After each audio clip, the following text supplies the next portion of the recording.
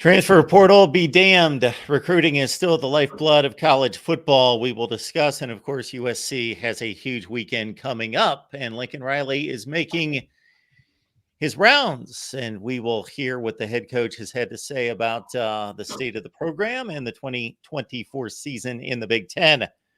Welcome into Trojan Conquest Live. This is Guy to blame for us being late, so pin it on me.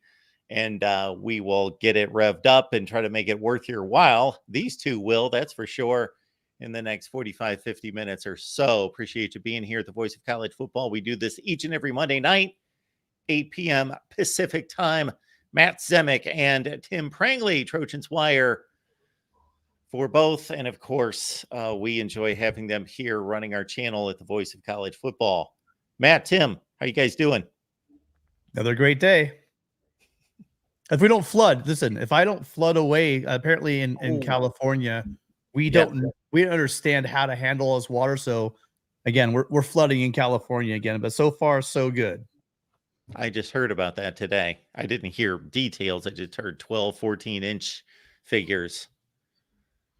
Okay. Well, our best to everyone out there who's battling the conditions, and we hope that life and property are in good standing. Matt, did you get a chance to hear from Mr. Riley this week? Well, just today, Monday, he had apparently one of his media tours.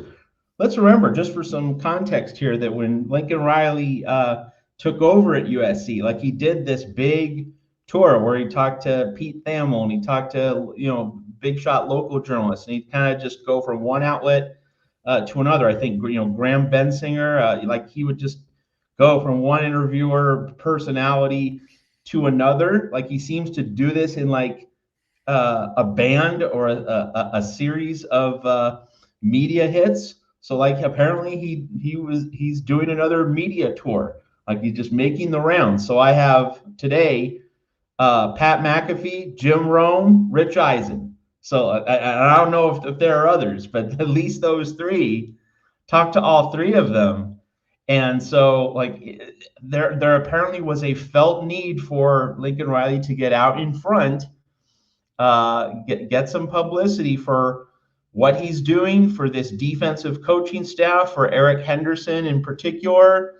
Just seems like a very obviously coordinated effort to spread the new gospel. This is like the New Testament of Lincoln Riley. He's had his conversion moment. He's talking about defense and how serious he is about it. And, when you look at the hires that he's made, and specifically Eric Henderson being the most recent one, and I know that Tim has more details on Eric Henderson and how he's knocking the socks off recruits who are coming to USC, who are talking to this defensive coaching staff. But just on a general level, because of Eric Henderson being just the latest addition to this staff, and of course the Baltimore Ravens found a defensive coordinator, Zach Orr. So that's done. Danton Lynn's going to be at USC this year. I would fully expect him to be around next year as well, and hopefully many years to come. Man, Lincoln Riley just nailed all of this with these defensive hires. And, the lamentation is that he couldn't have done this a year ago. Imagine if he had with Caleb Williams in his final season at USC. But hey, at least Lincoln Riley did get the message. And I think that's a big part of this media tour with Jim Rome and Rich Eisen and Pat McAfee. It's telling recruits, hey, I'm a convert. Like I have gone to the Church of Defense, and I'm reading the gospel verses, and it's true, and it's worthy of belief. It's Lincoln Riley's testimony. So I think that's really the message of this media tour today, that I'm Lincoln Riley and I believe in defense.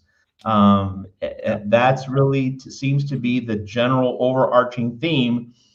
And if he can just kind of pound home that message, hopefully that message will seep through with recruits across the country, with recruits in Southern California, so that, in the future, you don't lose a player such as Kingston Viliamu-Asa to Notre Dame. In the future, that caliber of player, that level of defensive prospect in your own backyard stays home. So it's a coordinated media effort at a time when USC needs all the defensive reinforcements it can get, and when this defensive staff is now fully in place. It's a time in February with signing day, and also with the spring portal window 2 months away on April 16th. It's Lincoln Riley getting that message out into widely visible media channels that, hey, this is the new Lincoln Riley era at USC. We actually take defense very seriously now.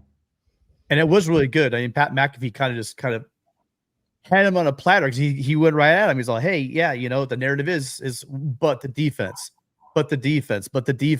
And he just came head point. He said, yeah, you know what? Our standards are higher. The defense is not up to par. He said the two schools I've coached at, we measure ourselves in national championships, and the defense that's been on the field for USC the past 2 years just hasn't been strong enough to be competitive. And with the staff they put together, he's showing it. He's not just saying it; he's showing it, and putting together the staff with Lynn and the other guys they pulled in.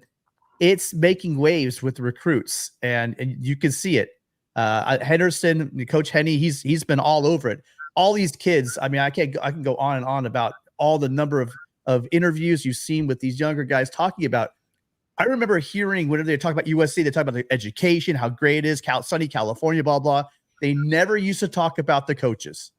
For some reason, they would never go to the development, etc. It just never went that route. It was usually education, any number of things, except for I want to get to the league, and now bring in coaches that are proven, either coaching at the highest level or getting guys to level like Sean Nua is making a difference on the recruiting trail. Now, I can't speak to Lincoln Riley's specific interviews, whether they be today. Can always go back and check those out. I didn't know until Matt brought it up right before we started to record tonight that Lincoln Riley had those stops. But what I know out of that level of head coach making those kind of rounds is for the fan here. So we're talking about hardcore college football fans, whatever the percentage of USC fans that join us each week and then watch the replay is, of course, in the high percentile, 80, 90%, and then just other college football fans, is that if Lincoln Riley came on a show like this, the level of discussion would be much different, because we would hit the treetop stuff, but then we would really grind it down and really talk hardcore football. And that's unfortunate that they don't usually have those kind of discussions. They just don't. Let's be honest, for what those type of channels and those outlets serve versus what we do. It's just a different discussion, and it's a great discussion if it is going to be a great discussion. I'm not going to speak to those, but sometimes it is, sometimes it is not. It's just a different discussion where I know that we would hit those topics, of course, and then we would grind it down to some stuff that would be really more specific for hardcore football fans. Well, if you are hardcore, again, if you're here before pre-signing day, 2 days before signing day, right? The signing day is now the leftover signing day. It used to be we were coming up on Christmas time if you go back a number of years. But now this is really the slowest it gets. And if you guys are here talk about USC football, then you guys are the diehards. You're the kind of guys that want to hear about Skylar Jones, who was just hired to support on defensive line as an analyst. Another guy, bringing him from the Rams. He has some history back with Oregon. It just seems like Lincoln Riley said, and he's staying on message. He's saying our defense wasn't good enough. We're going to make defense the emphasis. We're going to put everything into our defense, because you know what? Everyone knows Lincoln Riley, USC before Lincoln Riley, offense, prolific quarterbacks, wide receivers, running backs, moving the ball, huge defense, offensive lines. So offense is taken care of. The narrative and the negative recruiting, the narrative in the national media as well, as Pat McAfee said, the defense. Every step of the way, since he made those comments, with the splash hires he's made, with the recruits, we'll look over the second big recruiting weekend they just had in a few minutes. Everything you're looking at on this team is geared around defense, defense, defense. And if you put, heck, a top 40 defense with the offense that USC has year in, year out under Lincoln Riley, you're going to have something special next year. Some of those hardcore fans, or maybe they're hardcore fans, maybe they're just overly sensitive, maybe they're just a bunch of yahoos, were hitting me hard in the comments section. I found that out yesterday. And I don't think I think it's hilarious in that I don't know that they were really listening to what I said. I think they're their homer cap was just way too sensitive to even hear what I had to say. But that's an explanation possibly for another time. I don't know. I would say that super duper hardcore fans usually are the more sensitive types, right? They won't just let stuff roll off their shoulders. And that's not even a criticism. It's just, if you're hardwired and if you're a junkie, like if you just can't get enough of a fix at any point in time of the year, chances are like every little comment is gonna it's gonna set off the alarm bells. That's just how it is. But that's how I love it. This community here, what some people aren't getting, they don't. I guess I went and read the comments, Mark. They're like, "What's this guy doing here? What does he know?" Well, first off, this guy here probably knows more football than like everyone I know combined. Number one. Number two, you don't have to be a fan of the program that you're covering. I happen to be a huge alum and fan, but it's not a requirement. And so, so some of the people in the chat, I get it. We all want positive news all the time, especially this time of year. I was talking to Gabe at Trojan Blades, like this is the time of year. People, it is. It's like when everybody's winning the national championship. This is everyone's happy time, right? And what you're gonna do to be positive. I get it, but sometimes we got to put things into perspective. And I do know that the group we have of fans. Not only are they huge diehard Trojan fans, but I get messages from you guys. We got Duck fans, we got Oklahoma fans, we've got Washington fans. We have fans from all over the Big Ten. So the idea here is to have fun. You guys, I would love to hear comments. If you guys look at the comment section, I'm always replying to your guys' comments. So if you have any questions or concerns about the show, leave them in there and we'll talk about it. Yeah, just to clarify my role, these two are the USC experts. Do I know quite a bit about USC football? Absolutely, I do. So I watch the 7 to 8 games a year. I don't watch San Jose State. I don't watch Nevada. I don't watch Stanford. I just don't, because I'm trying to watch everyone. And then throughout the course of history, yes, I watched all the bowl games. I watched all the UCLA games. I watched all the Notre Dame games for 45 years. And then keep up with the rosters, the stats, the Hall of Fame bid, all of that. So that's me, and we've got the two USC experts here. And just to clarify on the Reggie Bush thing, because I know that is a sensitive nerve for a lot of people, and we've got one right here, Tim, and this is what makes the world go round in college football. So to clarify what I had to say, because I'm deemed a USC hater.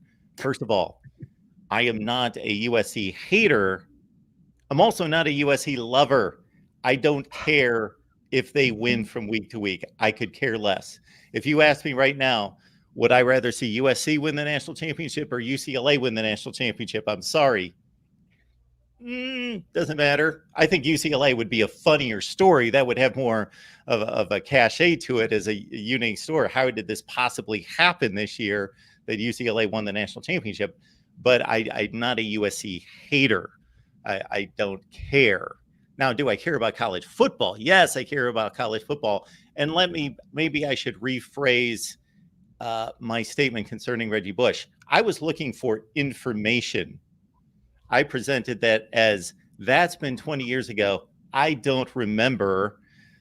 I was all over that situation at the time, read up my memory, 20 years of what's happened. I have not looked into it since. I was looking for clarification and information because Tim was going on his campaign, and I was simply saying, hang on just a second. I want to hear, what is the defense for Reggie Bush getting his Heisman back? I think a lot of people miscalculated that and misheard that as me challenging that no, he doesn't deserve his Heisman back.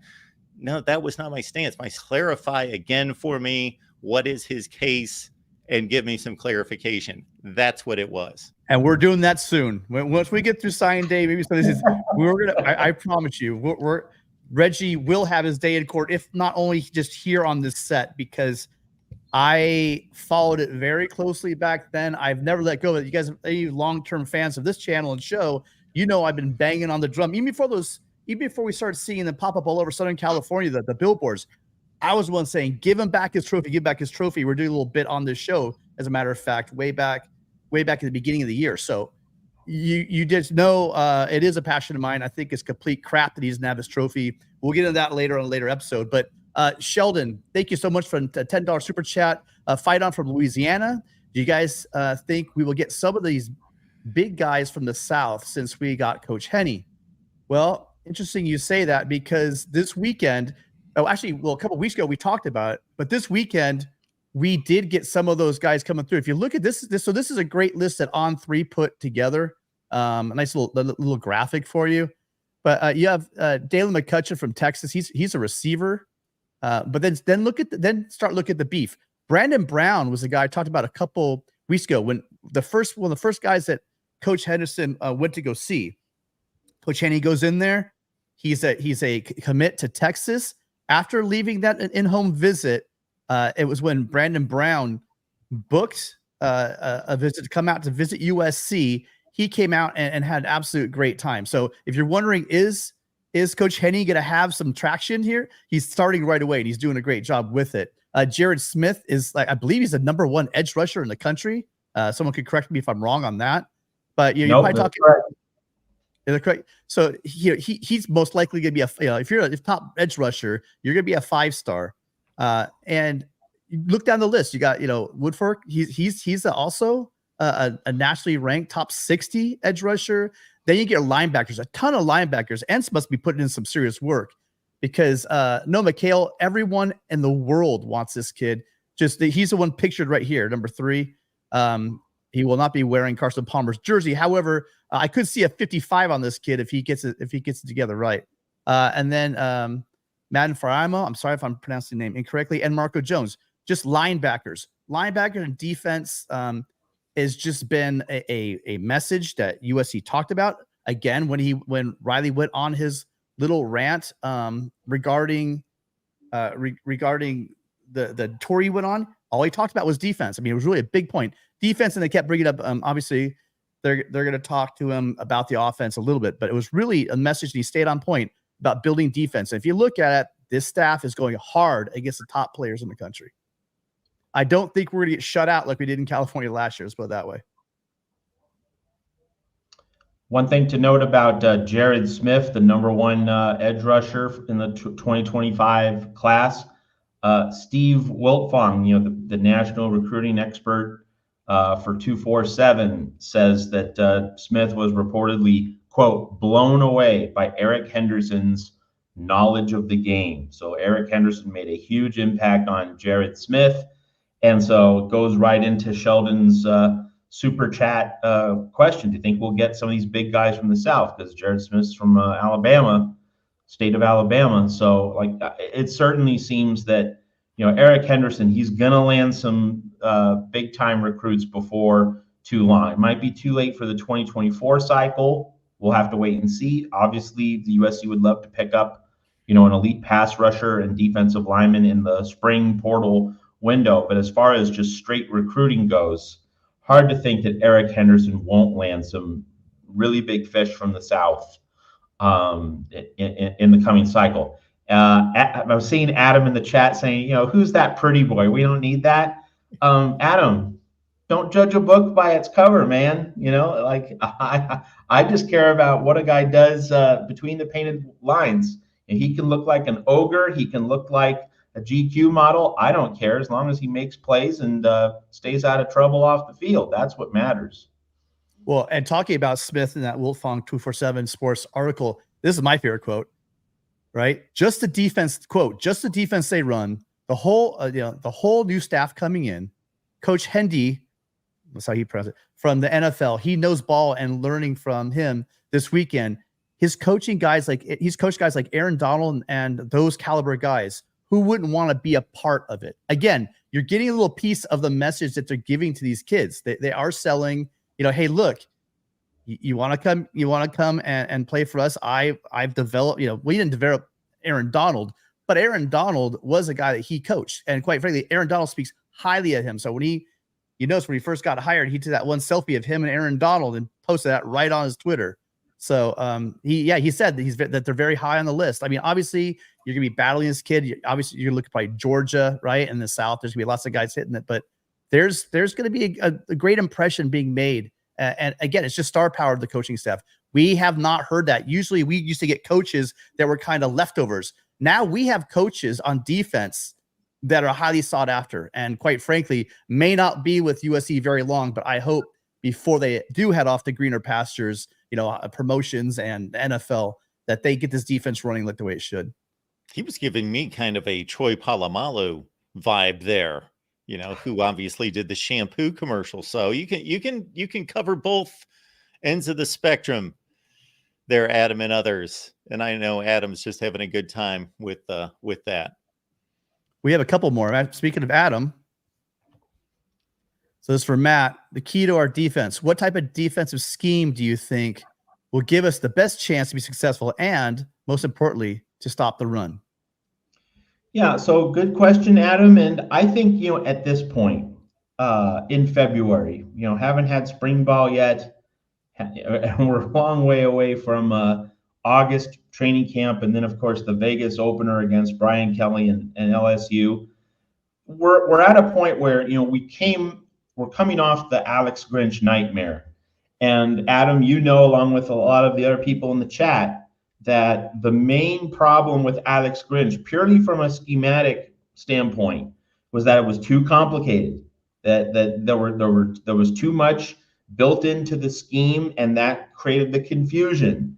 And you didn't just have a natural read, react, seek, destroy mentality from defensive players, that they weren't just able to, see ball, get ball, see guy, hit guy. It should be at a certain level. You should be able to just naturally read, react, process plays. Your mind's empty, little Buddhist football there. You have your clear mind. You just do. Like, you don't want to be overthinking on the field. Things should just come naturally. And Alex Grinch's complexity, the things he put in the scheme, it was a barrier to mental clarity. It was a barrier to natural, instinctive understanding. So in terms of should we do a 3-4, a 4-3, like single high, cover zero, whatever, Tampa 2, the main thing is getting guys where there's clarity, there's perfect understanding, there's good technique. Can we stop the run, Adam? Tackle, be physical, be sound. Things that USC wasn't until the Holiday Bowl, when Taylor Mays got his hands on that secondary. Dante Williams out of here, and we got the huge upgrade in performance. So it's not as though Taylor Mays came up with this genius scheme, right? He just taught technique better. Like that, just do that. Just get that done. Get that box checked, and you make a huge leap forward with your defense. So scheme, as we get into the season and as we go up against LSU and Michigan in the early weeks of the season, that stuff will matter to a point. But because USC was so far behind the curve under Alex Grinch because of the excess complexity of his schemes, what really matters is just the technique, the development, a complete reset. And once you get that, once coaches see in spring ball and then in summer camp that guys are tackling the way they're supposed to, they're hitting the way they are supposed to, they're reading plays the way they are supposed to, do that, set that foundation in place, and that will give the coaches more information in terms of, okay, now what's the scheme we use to bring out the best in each player. But at the start of the season, the main thing is give these guys clear minds, give these guys full understanding of just what their assignment is. And then as the season goes along, you can see things built in, incorporated, added. The playbook might get a little thicker, but at the start, it just needs to be know your assignment, perform your assignment, be physical, be sound, be tough. It's really about the basics, given the larger situation USC is in, created by the Alex Grinch mess. The takeaways. I'm not going to pretend like I know this Martindale, this Baltimore defense that Lynn runs, but I know it's multiple. You're going to see multiple fronts. You're going to see. He talked about his I remember hearing Lynn say that he likes versatile linemen, so they can play multiple roles without pulling. They can change the front without having to pull guys off. So I think you guys could rely on this fact. He whipped that UCLA defense to completely turned it around in one season. Will he do that? I know we're talking about two different rosters. Who knows what he's gonna be able to do? But that was a top 10 yards per play defense. They're up there with teams like Iowa, Clemson, Georgia defenses, right? And then I know Mark, and then you have the Big Ten, like the 4 or 5 Big Ten defenses up there too. But he did that top 10 yards per play defense in a league that had, again, Pac-12 offenses. So I think that we're in pretty good hands. I'm not going to say crap about the defense this year until I actually see it on the field. But I think with the coaching staff we brought in, with Lynn's scheme, I mean, it's proven, right? It worked last year. I can't see why it would all of a sudden stop working. It's been working in the NFL with the Ravens for a long time, and I think it's going to continue. And we have more from Adam, guys. So hold on.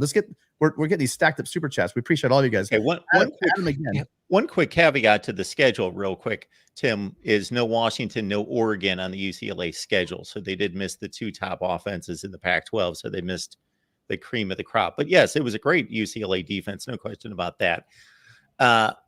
Real quick, in regards to what Matt was talking about, sifting through my takeaways on the USC defense this season, one would be, I remember Matt and I having our discussion. It might have been post San Jose State. That was game 1, right? Because there were some missed coverages and there were some obvious places where, okay, secondary players are confused as to what the assignment is. They're letting somebody go because they think they have safety help. They don't. There's a lot of these situations going on. And we didn't just jump on Alex Grinch. We just said, okay, let's monitor this. It's early in the season. Are they going to get it corrected?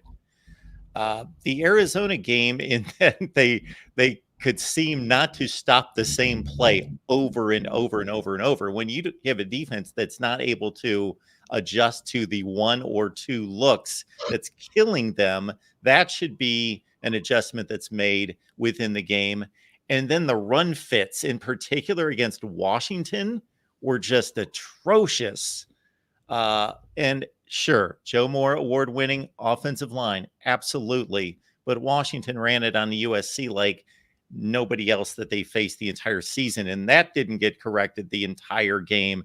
There was no adjustment to run fits and just gaping holes the entire game for Dylan Johnson.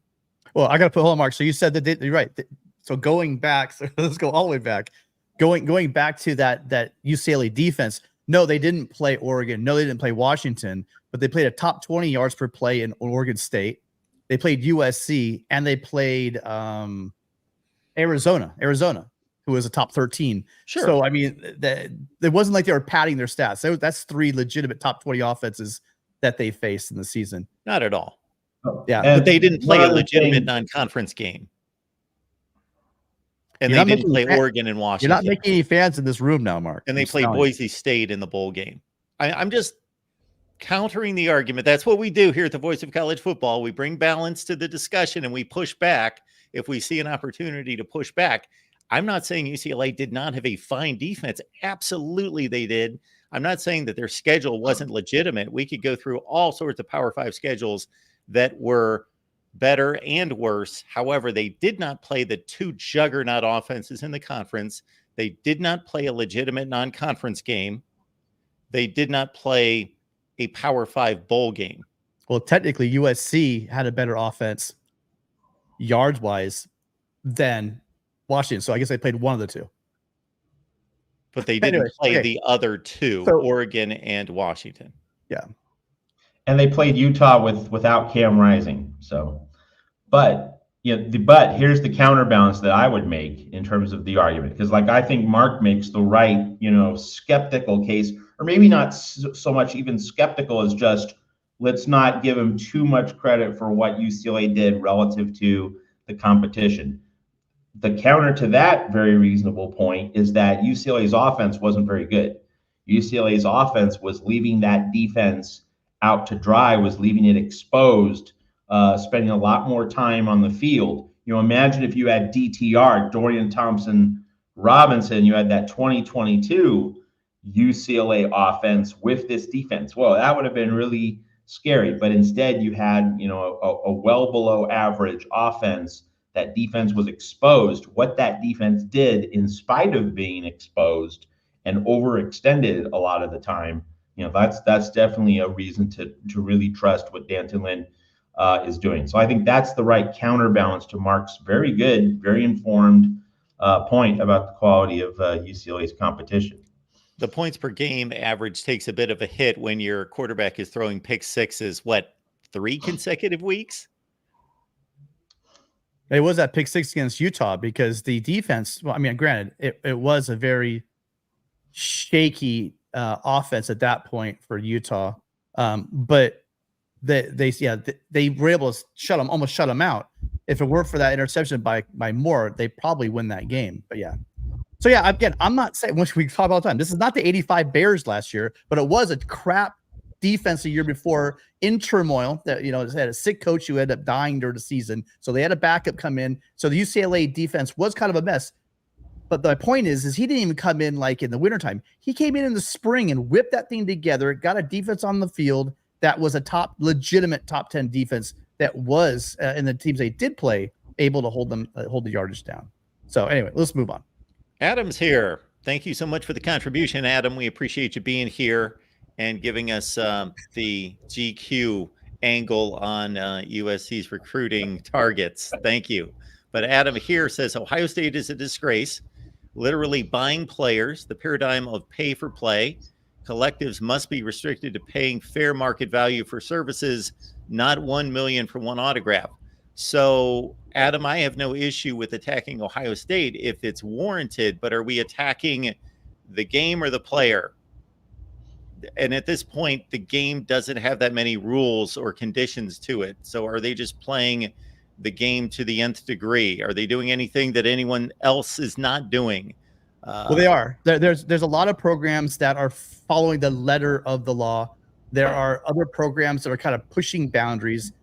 And then you have your programs like your Tennessees, like your Texas A&Ms, like your Miamis, that are pushing it even further. Right. And so NIL and the way these universities are interpreting NIL is completely different. So USC is very conservative. And I will tell you, Adam, if you think Ohio State's aggressive now, they just got the AD from Texas A&M. And I think they're probably going to follow a very similar plan as he moved to Ohio State. I can't imagine him choosing a different way. So it'll be interesting to see going forward. Now, there are supposed to be some clarity going forward. Jen Cohen in that 247 interview that Ryan Abraham had, you guys should go check that out if you haven't already. She did say that there are going to be some new, new rules or just clarification on the rules this summer. It is apparently there's an agenda for it. There's a timeline for it, and it's going to be looked at. And I'm hoping that there is some more clarity because NIL was not meant to be what it is. NIL was not meant to be inducements. It was supposed to be, hey, look, you're a Reggie Bush, and you could probably make millions off your name. God knows the athletic department's making millions off your number 5 jersey.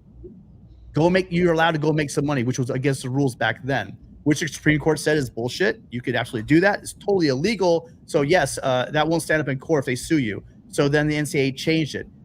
Then you have some programs that have run with that and literally made it seedy, and they're paying players to come out and visit. They're setting up arrangements, and that's what Tennessee's getting in trouble for. There's going to be all kinds of mess that's going to shake out. But at the end of the day, what is the NCAA going to do at some point? They probably don't have a lot of legs to stand on. So it'll be interesting how it all shakes out. One indicator in this, and this isn't the full story nor any kind of unveiling to the nth degree, but an indicator would be this is not Ole Miss 2014. This is not a number of other situations in which somebody just comes out of nowhere and suddenly becomes a recruiting giant. So under the old system, Ohio State's a top 3 to 4 recruiter. Like, it wasn't like they were not able to get these type of players before.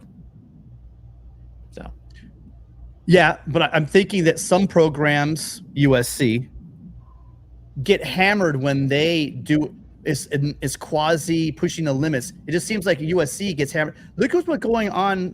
There was a great conversation with Gerard Martinez talking about what the penalties were for Tennessee when they got caught last time, right? Handing out bags, bringing recruits in, simply nothing. Go back. We're doing that Reggie Bush case for sure. We have to go over it because I'm going to tell you what USC got for what they did back then is probably why USC is a bit gun shy right now about being as aggressive, because they don't want the NCAA coming and hitting them again like they have. We talked about earlier about the under Marv Goo in the early '80s when they got nailed for selling tickets. Then USC, this whole thing with Reggie Bush, where they absolutely took down USC. No one can ever convince me otherwise. The sanctions did not match the crime. It was ridiculous. So Adam's making a point in the chat. To wrap it up, USC, number one, can't take money from the endowment's the endowment. That's the university. Yeah. That's different than athletics. It's a whole different ballgame. So that money's not for athletics. There are some donations that go to the athletic department, but that endowment's for the university, one of the top universities in the world. So that's a whole different conversation. My final comment on Ohio State, because this is a USC show, but just because Adam's really on this, is that, again, I think they're not necessarily the team you want to go after. They're not the team with the list of 22 transfer portal additions. When you say all-star team, you're talking about 2 players. You're talking about a running back and a safety who are near the best at their positions. That's what they've done. They've pursued 2 players. Will Howard, okay, he's a really good quarterback. Is he really of the all-star caliber? I get it, and we're not going to take off on that because we're talking USC. I think more of the conversation, Mark, is about high school players. That before they even take a snap in high school, schools are saying, "Come to our school, and we'll give you $300,000." You know what I mean? Absolutely. The system is broken. It's not NIL. Yeah, it sickens me what's happened to this. Yeah, there's certain schools that didn't do very well. All of a sudden, overnight, looking at you, Texas A&M, all of a sudden you're getting top classes, which you never would have gotten if you weren't throwing money at people. And so I'll just leave it there. Slap Happy, thank you so much. I'll get yours in because that's twice I've forgotten you. I won't forget this time. Slap Happy, thank you so much for the super sticker. Slap Happy had a great suggestion in the chat when it was brought up about the possible Reggie Bush addition coming your way. He wants Matt and Tim adorned in the Judge white wig apparel. I'm going to USC Football here on PBS. Actually, I'm going to be the prosecution attacking the NCAA. So yeah, I'm going to have to be the DA or something, whatever I would be. I don't know. All right, and Slap Happy, he gave a super sticker on Friday during our call-in show, and he said, "Well, I'm giving my money. I need my Juju update." So Slap Happy, here's the Juju update. Lewis visited Kirby Smart in Georgia the past few days. Doesn't mean he's heading out the door. In fact, I saw a tweet from Fine on Rusty with a quote from Juju Lewis saying that he still is solidly in USC's corner, but he definitely wanted to explore, what's going on elsewhere. Just, take a trip, gather information. Why not? Why not talk to other people? But Juju Lewis is still solidly with USC. And I just have to say, you want your Juju update? Juju Watkins scoring 51 points against Tara Vanderveer and Stanford. So like if you want a Juju update, you're going to get it both ways, Slap Happy, not just one. I can't refrain from mentioning Juju Watkins after what she did on Friday. So that's your Juju update, Slap Happy. We, of course, appreciate everyone being here at the Voice of College Football for Trojan Conquest Live. It's 8 p.m. Pacific time for all of you each and every Monday. Featuring Tim, featuring Matt. You can catch their work on a daily basis on Trojans Wire. What's going on over there these days? I've been doing a lot of basketball coverage, going to the basketball games and covering the basketball team. Matt's gonna get me because I've been telling him I'm gonna get a couple recruiting articles in that I'm still kind of working on, Matt. I'm working on them. But we I mean, every day there's what, Matt, 10 to 12 new articles to read. You know, you guys come check it out. Anything from talking about Juju and her 51 points, talking about recruiting, talking about DJ Rodman having a double-double to snap that losing streak for USC, the men's basketball program, all kinds of stuff. It's, we're going to have some signing day news coming up, I'm sure, that we're going to cover in a minute. That will be an article. One thing also that we're covering is, we have some coaching carousel intrigue. And it's just fascinating from a historical perspective, and not an ancient historical perspective, but just we're talking 6 years ago, 2018. What happened in 2018? Cliff Kingsbury agreed to become USC offensive coordinator. In fact, he was hired, like he was brought on board, but then he jumps to the Arizona Cardinals for that head coaching job. And so here we've been going through over the past 2 weeks or so. Cliff Kingsbury, where's he going to go? And it seemed as though he was going to the Raiders, changes his mind. So Cliff Kingsbury changing his mind, we've seen that movie before, not the Raiders. Whoopsie, goes to the Washington Commanders. And of course, that's creating a whole bunch of speculation. Will Cliff Kingsbury be the play caller for Caleb Williams? Caleb Williams coming home to the DMV. Will the Commanders trade up to number 1 with the Chicago Bears to get Caleb Williams with Cliff Kingsbury in Washington? But here's the other 2018 Cliff Kingsbury style scenario that we could be having. It could happen. It hasn't happened yet, but it could happen. Bill O'Brien hired as offensive coordinator at Ohio State, and he might now go to Boston College to take over the Eagles after Jeff Hafley went to the Green Bay Packers, the job that Jim Leonard was, supposedly in the running for. But the BC job comes open, and so O'Brien might now be headed to Chestnut Hill. And of course, now there's a health angle there. I read a Buckeyes Wire story that Bill O'Brien's son Jack, it would be great for the O'Brien family if he had medical care in Boston. Apparently that would be like the best setup for the family. So there is a family medical element per Buckeyes Wire. But anyway, so Bill O'Brien might now leave Ohio State. And what possibility does that create?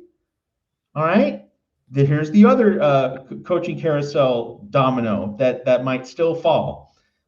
The word on the street in NFL circles, I know Ohio State's not the NFL, but nevertheless, Ohio State has an open coordinator job. All right. Chip Kelly, according to Mike Florio and a lot of other NFL insiders, NFL teams aren't pursuing Chip Kelly. Chip Kelly is the guy pursuing NFL teams. He wants that escape hatch from UCLA. He's sick of recruiting. He's sick of NIL. He's sick of all this stuff. And gosh, it just magnifies how dumb and short-sighted the Bruins were to not fire him and start fresh going into the Big Ten. That's kind of another story for another day. But anyway, if Chip Kelly wants out of UCLA as a head coach and he just wants to call plays, there we have it. Ohio State, be Ryan Day's offensive coordinator. It is right there, assuming that O'Brien does take the head coaching job at Boston College. What a plot twist that would be in the new look Big Ten, and the UCLA job could come open, and who would take the UCLA job? What a thankless job that would be, not only at this part of the cycle, to do it late in February, but just knowing how little UCLA is investing in its football program. Like, who would want to take over that sinking ship? And who would, let's also keep in mind that Mick Cronin, the UCLA basketball coach, he's upset about a lack of an NIL investment on the basketball side. And UCLA is the ultimate college basketball blue blood. They're not even investing in basketball at UCLA. So if they're not doing that, how are they going to invest enough money in football? And of course, we also have the calimony payment, UCLA having to fork over some money to Berkeley, as part of the UCLA's move to the Big Ten. UCLA is hemorrhaging money. So it's not a surprise that Chip Kelly wants to get out of Dodge. And it would be fascinating to see if Ryan Day, if Bill O'Brien leaves, if Chip Kelly calls Ryan Day, and if Ryan Day is willing to say yes. Wow, what a late stage coaching carousel plot twist that would be. But we've been writing about all of that at Trojans Wire.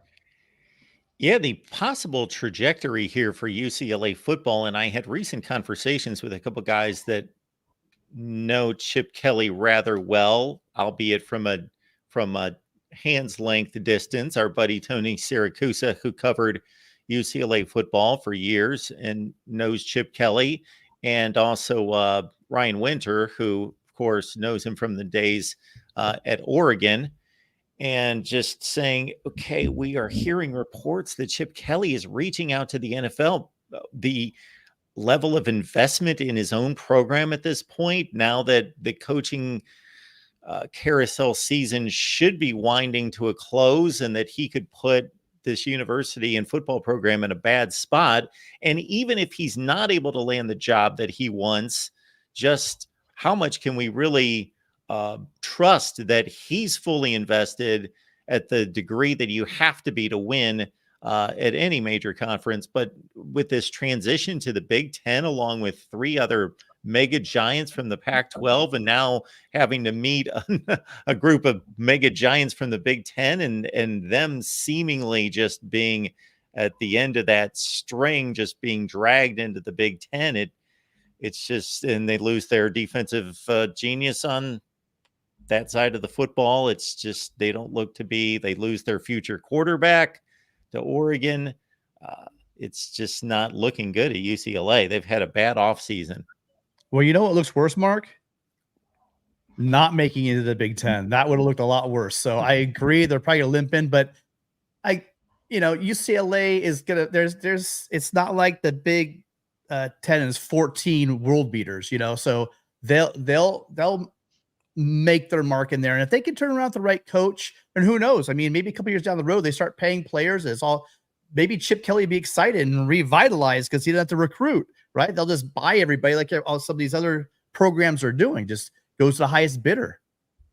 I have always considered UCLA to be one of the more fascinating programs in college football, as like a sleeping giant that always exasperated me in a sense in regards to why can't they win. They were a couple plays away under Bob Toledo from, if that Miami Hurricane hadn't happened, who knows if that would have changed the history of UCLA football. But I'm not heartbroken that it didn't. Let me tell you that right now. The Arizona Wildcats would have made the Rose Bowl too for the first time in history. That, as an Arizona native, that's something that sticks in my mind for that game.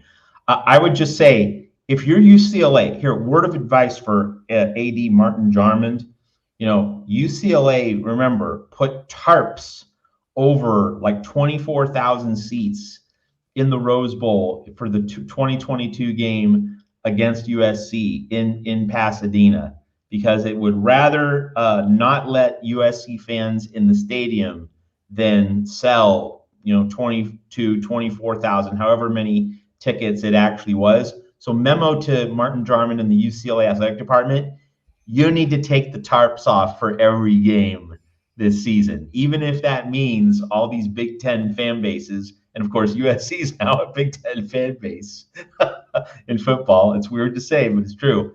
You need to sell all those tickets in 2024 because you have a lot of money you need to collect for your next head football coach.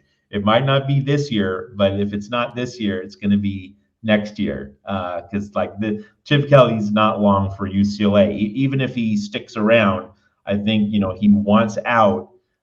It's going to be in December if not now. If he goes to Ohio State and Ryan Day is Bill O'Brien's replacement. But if not now, it's definitely happening in December. So UCLA, take those tarps off, baby. Really quickly, so first off, CH, thank you so much for being a channel member, you guys. Again, memberships are available here on the channel. There is a lot of extra content, including videos, clips that Mark and Matt have done on various topics that you would have access to. I think we might even start doing some early access to videos, as well as some, I guess it would be private streaming events that we're going to have, watching some old games leading up to the season over the summer. So a lot to look forward to on members. But CH, thank you. Your question, seriously, how much positive change can we expect with the change or tightening of the NIL guidelines? I would expect some programs to go right back to shady secret methods to supplement recruiting. There's no doubt about that. But then there's going to be that risk. I want everything lined out. I think that the NCAA was intentionally obtuse with their rules because they don't want to get sued, because they know if they get sued, they're going to look foolish. I don't know how they solve it. I don't know what the tightening is going to be. I think eventually, I've heard tons of people say it's going to have to come down to a conference level decision to make certain rules available. But again, when you're talking about people's income and people's ability to make money off their name, image, and likeness, that becomes an issue. But I'm wondering if they can get away, you guys. I don't know if you guys know more of me or someone in the chat. How can they enforce that inducement rule? Because they're not saying you can't make money. They're saying institutions, you guys, not the person making the money, but you guys, you schools out there, if you, through your collective, are inducing players to come, we won't go after the player. We're going to come after you. And you don't have to be a member of our conference. You can leave if you want to. We'll even let you go. But something has to be done on a conference level. Well, actually, no, because then you'd have schools, I don't know, or conferences, I don't know, like the SEC, who tends to pay their players anyway throughout the decades. They would take advantage of that rule. So what are you guys' thoughts on that? I mean, how can they tighten it up? I don't see a lot changing. Matter of fact, I think don't expect too much. I'm excited about it, but I think at the end of the day, it's be about a hot air. Well, I've lived long enough to know that if something makes sense and is for the good of everyone, chances are it's not going to happen.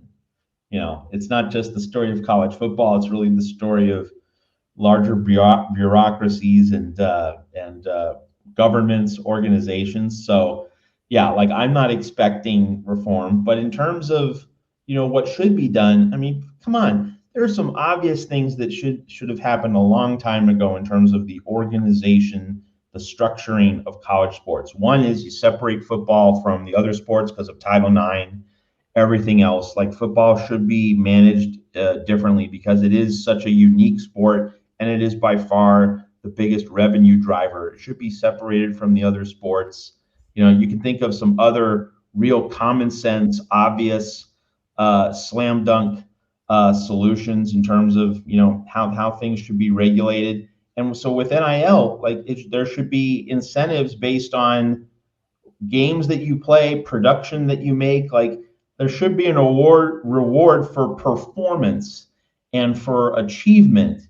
It shouldn't just be all on the front end. Not that there shouldn't be some reward on the front end. If you're a touted recruit, you capitalize on that to a certain extent. But we're giving out these huge bags before players have played a down, and I don't think that was really the intent or the purpose of NIL. And people will say, well, isn't that professionalizing this? Well, actually, yeah, that's kind of the point, right? That you get to make money for the work that you do and for the value that you have as an entertainer. And let's let's stop with the pretense that these are students, getting a world-class education. I mean, the education is offered there, but these are entertainers.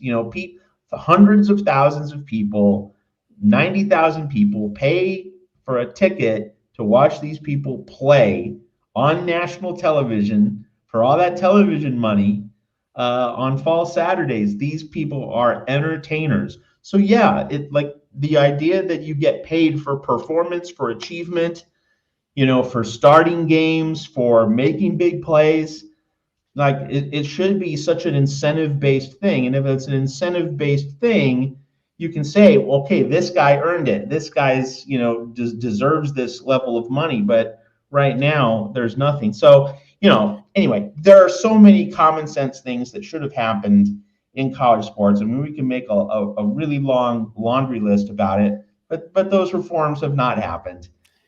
So just in terms of expecting anything to change, how can you? Because this sport just keeps shooting itself in the foot and not doing things that it should have done a very long time ago. I also think that people get confused fairness versus what should be legalized and what the stipulations are. Meaning in this way, let's get away from pay for play for a second and stick to what NIL is supposed to be. It is supposed to be an ability of the player to earn money outside of being an athlete, although they are capitalizing on their celebrity as an athlete, but they are not being paid to play. They are being given, supposedly, this is supposed to be the original framework, the opportunity, just like any other American citizen, to market themselves as a commodity. It may not be fair, it may not be right that a 13-year-old can make $1 zillion on TikTok making crazy, stupid, mindless videos, but they can. And if the market deems that worthy of compensation, then that's what the market is.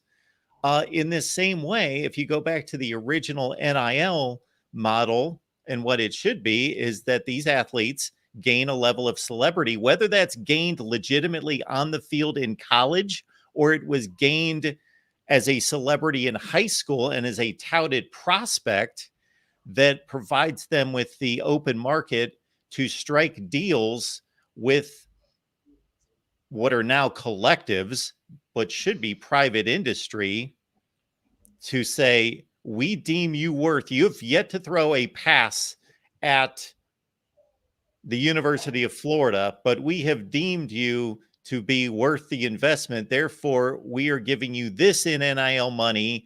In return, we are supposed to receive whatever it is, Instagram posts or whatever the compensation, the reciprocation of goods. And that's what we're supposed to be receiving in that deal. And that's not what it is. No, and the biggest thing about all NIL that drives me crazy is it was clearly and explicitly made that you cannot induce. Because I mean, I'm almost for you. Look, if you got a kid there, he's at your school, and you want to pay him, what or collectives or retain them or what, it's going to be something like that. At least they're there, they're playing. They didn't come to your school because you gave them cash. Yes, that's always been my biggest pet peeve. Is that when you buy players to come to your school, they should want to come to your program. If I was saying to a kid, I'd say, number one, can they develop your skills to get you to the NFL? Or if you're like that guy is probably not an NFL prospect, can they give you a marketing base where when you get done playing school, that your education can take you anywhere else and the alumni network will take care of you? That would be like number two. It shouldn't be come to our school. And if you pan, it doesn't matter if you pan or not, but listen, hey, at least going to pay for your house. Here's $300,000. Even if you flame out in the first year, you now have $300,000. And then, I don't know, do it for like every lineman, every linebacker in Southern California. Oh, wait, sorry. And again, Tim, to get back to what I believed was the original model, and I remember producing a video 10, 11 years ago after Johnny Manziel's situation and saying, okay, who's going to get out ahead of this and what this is going to lead to is if, let's go back to the original evaluation that every student athlete made of his school. And let's say they're looking at USC in the traditional model. They're looking at USC as a football power, as a fine academic institution, great location, all the things, whatever that is, minus the NIL opportunities. But in this new world, adding to all the great benefits of USC as a football juggernaut and as a great institution and everything else, whatever that checklist for that individual is that they have knowledge of, there are opportunities because I go to USC and because I plan on succeeding there will be NIL opportunities for me there. It's obvious. I see it with the athletes on the current roster and all of that. So I can trust that I'll be able to go there and whether I need to perform first or just because of my name coming out of high school, I'm going to get NIL deals offered to me before I step on the field. That's fine. For as much as that rubs people the wrong way, that's America. If you can cut an NIL deal before you make one play at a school, then that, hey, if those private companies want to invest in that athlete, that's fine. It just has to be, again, after you've signed and enrolled and you're going to class, and then the collective deals with the legal aspect of making sure that the athlete's protected within that deal, and they are separate from the football program, working with the company that's providing the money and giving that legal protection and that direction to the athlete in that NIL contract and deal. Well, that's why you're saying guys flock up north instead of going to Los Angeles, where if they were truly going to market themselves, why would you go to the middle of the middle of Oregon, Eugene, to market yourself? Now, actually, that's a little bit different because they do have Nike there, so there are some things. So I take that back, but there are some schools you kind of shake, you kind of scratch your head like, if you're there to go to market yourself the highest level, why would you go to this place in order to do it? So I thought USC would be uniquely leveraged in the true spirit of NIL. Just one more time where USC's location would have paid off. Really quickly, guys, sorry, we've gone now, way into the show. And as always, now that it's on my mind 24/7, I keep asking you guys, if you could, if you do enjoy the show and you haven't already, please hit that subscribe button. It means the world to us. We appreciate everyone being here, but that is the absolute biggest thank you can give us. We love super chats. We love everything, but those subscriptions mean the most to us. Appreciate you guys all being here. And remember, every time you subscribe, someone in Oklahoma is going to cry. So if you haven't done already and you want to make someone in Oklahoma cry, then go ahead and subscribe to the Voice of College Football, USC. I don't know. It's a proven fact. Not at Notre Dame, not at UCLA. That was our discussion a few weeks ago. Biggest rival. When is this Oklahoma thing going to wear off? Oh, no, I don't care about Oklahoma. I know you don't care about them, but I mean, no, I just do it because this is fun. I mean, come on. All they do is cry, and so if you subscribe, they cry even more. I mean, we could go with that. We could go with the Michigan fans, but that's a whole. They're that's national champions, so that's next year. Yeah, it doesn't work. I will say, Oklahoma trolls in the chat have gone way down since all the defensive staff hires. It's been pretty conspicuous. Like as though Lincoln Riley's identity, whoa, like this isn't the guy we saw in Norman. So like that shows that Lincoln Riley really has had his conversion moment. So in that way, we've circled back to the start of the show. I think they had bigger fish to fry with Texas and Sarkisian's resurgence than to worry about and the ex-girlfriends that moved to the West Coast. Okay, so I think now they've got real. They're going to the SEC. They lost their offensive coordinator. They got all kinds of issues going on there. Maybe I've even seen people turning on Brett Venables at this point. So they got bigger issues than USC now. It was fun for them for a while when they thought they were winning a national championship, but they've got other issues in their backyard. Yes, and Friday night, we have a doubleheader for all of you USC fans. So join us over on the main channel for our Big Ten live show. Tim and I take your calls from 7 to 9 Eastern, so 4 to 6 Pacific, and then you can head right on over here with Matt and Tim for your USC specific calls. So it's a Big Ten USC doubleheader here at the Voice of College Football every Friday night. I think we're winding down. We had one more thing I think on our rundown we haven't hit yet, and that's so you see there with Lincoln Riley, that's Jaden Walker, Michigan State guy that USC's in probably going to battle to try to pull him away and get him to USC. 6'3", 210 pounds. He's class, so he's going to be announcing in 2 days on National Signing Day on Wednesday. And again, just would be a huge bump for that linebacker room if they could pull Jaden in with this class, get him going, get Matt Entz, and get a start off of that. And then Matt, you also had another one to add. Oh, right? I mean, you also have the guy I was focused on was Jared Smith, and how Eric Henderson blew him away with his knowledge, but we covered that earlier in the show. But he's not a 24 guy. You also have the 3-star, big 3-star. Rachimana Bulabalavu, yeah. So the decommit from Washington, and he made a visit this past Friday. So that is definitely a name to watch for. I was talking to Rusty Rusty trying to make a defensive pickup. Yeah, if you look, it says he's 260, like the 6'4", 260. I was talking to Rusty, and he basically said that now he's more like 290. So he's already put on a lot of size. So that's a guy probably you can see really quick, two-sport player, really quick, really agile, and carry that size. It'd be great to move him inside and see what Coach Henning can do with him. So lot to look forward to. I know it's not our tradition. If those of you guys are long in the tooth like I am, again, when we lost the traditional recruiting, our big recruiting holiday, which usually came on the first, beginning of February, I kind of lost a little bit. It kind of lost a lot of its fun, but we might have a couple little tiny Christmas trees. Both these guys could make a huge impact, I think, within a couple. They're both developmental, but they would definitely make an impact on the defense. I think they're both players.